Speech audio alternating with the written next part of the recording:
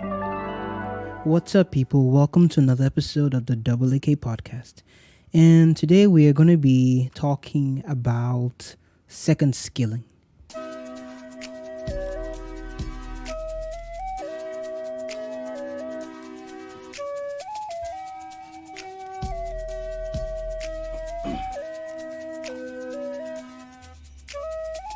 So, this is a breakaway from the theme specialization versus diversification.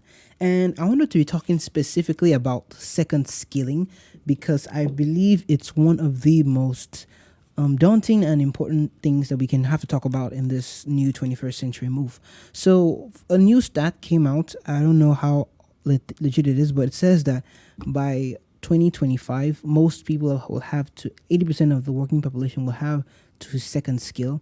In other words, the work they do will become obsolete and then they have to get a new skill.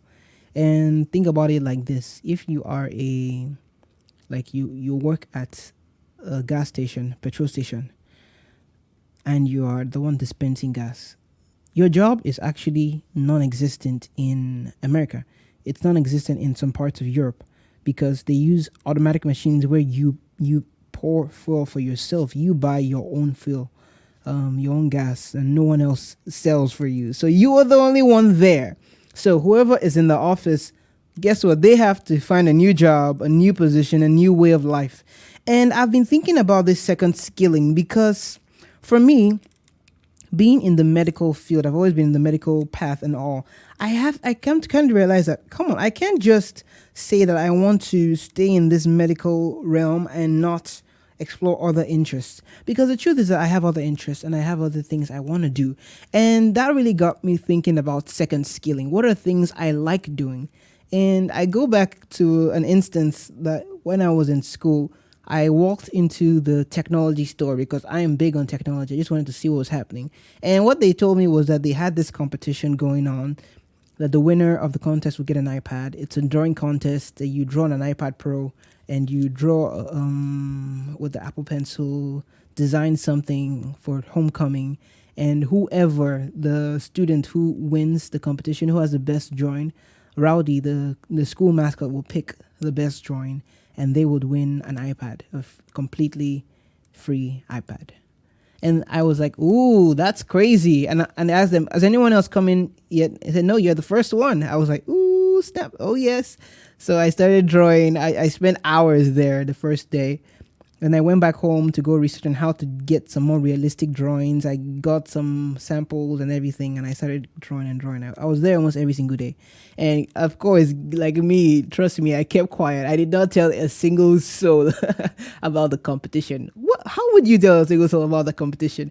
You go talk to your friend, Taddy. Hey, Taddy, what's up? Guess what? You know that you are like 10 times better artist than me. Guess what? There's a competition that I'm trying to win, but I want you to enter into the competition so you can beat me. I'm like, no.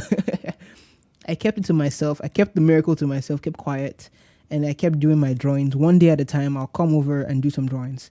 There was one day that another lady was there. All of a sudden, like, one art student got wind of it, and then a flurry of art students came in and they started drawing on the iPad too.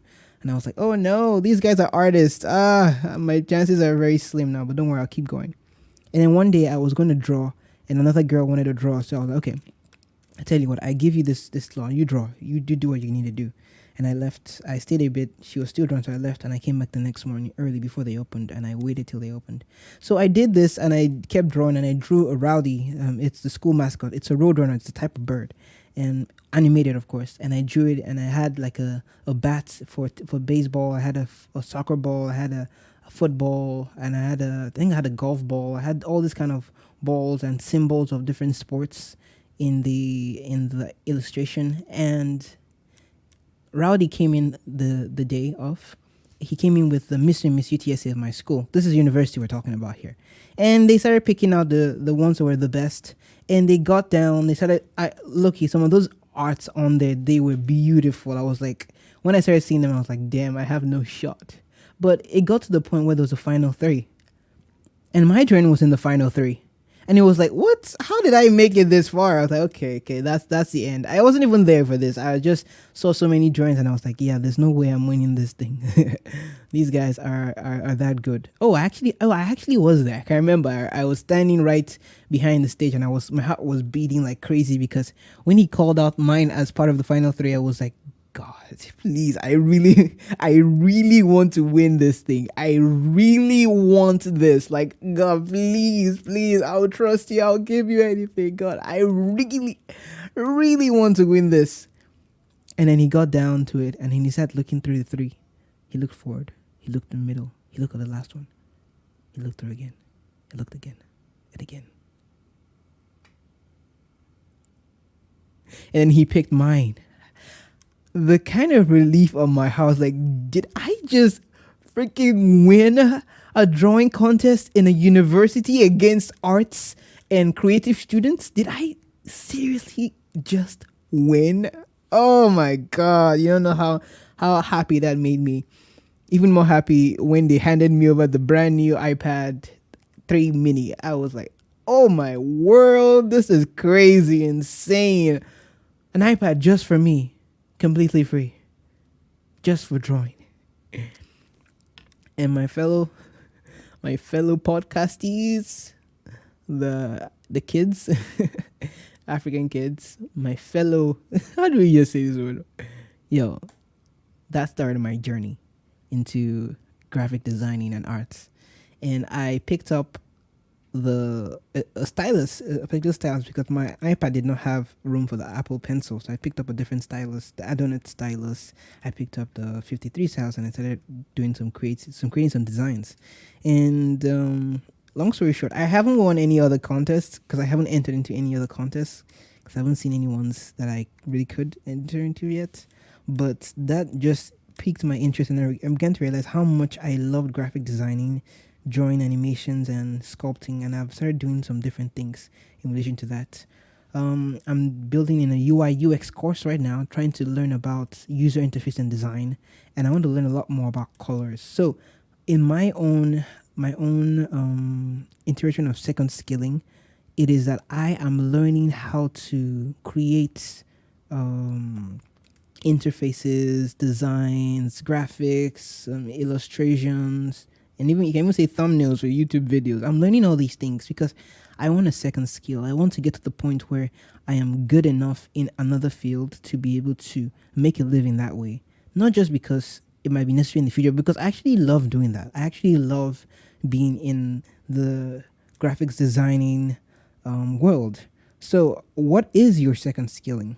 This is a call to action right now. What is it that you believe is the way you can second skill, or the way you have already second skilled? Or do you feel your profession will never go out of whack? Or do you feel like specializing overly is gonna be enough for you? Let me know. I'm down to hear what you have to say. I know we'll be talking about saying this will let me know, but I think I need to work on getting that. There's a plugin somewhere that I can add it to my podcast where you can leave me a voice message. I think I need to look into that, and hopefully I can start hearing your voices, because I really want to get feedback from you guys. I really want to hear your perspectives, because I speak, you speak, we speak, and we grow this community together. Okay, thank you, and have a wonderful, what's the day? Thursday. Okay. Stay blessed.